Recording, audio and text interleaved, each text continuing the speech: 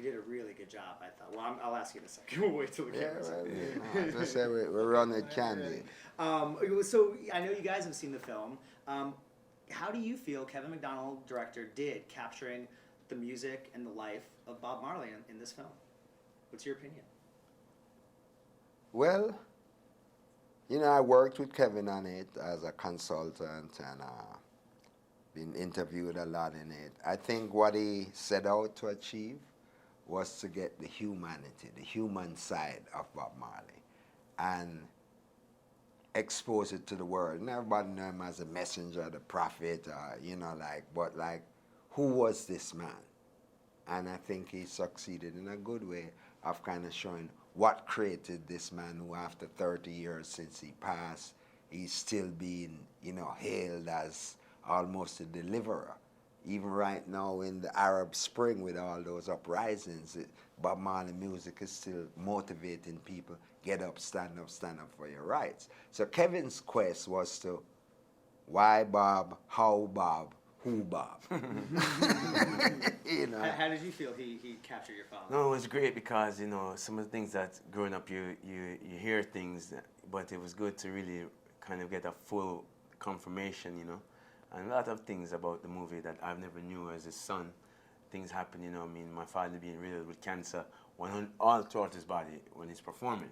We didn't know these things, so I think Kevin really tapped into, like Neville saying, the humanistic side of my father, really show him as a human being, even still perform but dealing with his own personal issues that no one knows, so it was good. It was good, very great. I love it. Kevin had mentioned to me that it was actually kind of difficult to find any pictures or any footage of Bob before a certain age, before 21, 25. Did you help a lot with that as a consultant? Well, I helped in the sense that I'm kind of in charge of the Marley archives of images, like the images that the family owns, maybe about 9, 10 photographers, including my work, and the videos, DVDs or films done of Bob that the family acquired. So through me, we, made it available for them to choose from the entire catalog and worked along with him on that. But it's like, it was more than just trying to find new footage, which hardly any footage. For example, music videos weren't really out when Bob was. We did one called Is This Love? Is This Love, At this Kiskadee Center in England. Yeah. Now, Jamaica and all third world countries is because of scarce resources. Stuff was shot of like early Wailers and, cause we used to have programs called Opportunity Knocks, which is like the American Idol show. Right. Oh, okay. Or more like America Got Talent. Because it's not just singers. You could come with your bicycle and handstand and thing, and all you were determined the winner was who got the greatest applause from the crowd. Just like people texting now. So what you do, you'd carry your crowd with you to kind of help it going, And so stuff like that was shot. Bob in 9 Miles riding donkey with Rita and stuff. Yeah, you remember the name of the donkey? Nimble. But what happened in Jamaica is, when they run out of tape, they just tape over.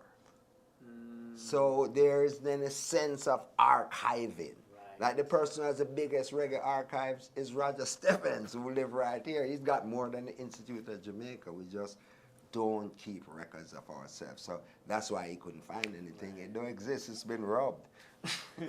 Well, also, I imagine, your father had such a wide catalog of music that he recorded throughout his life. I would imagine finding the right songs for the film was difficult, what to leave in, what to leave out. How did you feel Kevin did as far as capturing the music of your father?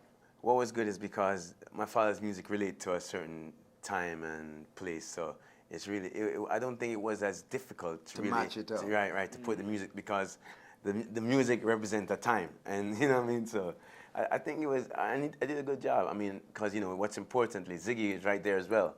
So Ziggy helped to assist that, and me really did a good job. I really believe so. There was a word that kept slipping me, the key word.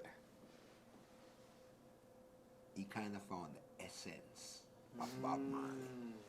Yeah. I think that's what he was after, the essence. And the essence means your makeup, what, Your what juice. makes you. Yeah. Your mojo. Well, finally, I'd ask you, to both of you, what do you think is maybe the biggest misconception about Bob Marley in his life, and what do you think is the legacy that really he gave to the world that is captured in this film?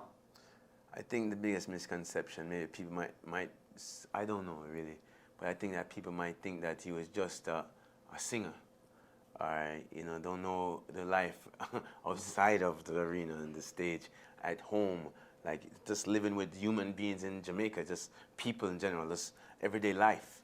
The biggest don't know how he operated. That what he sings is what he lives. Yeah.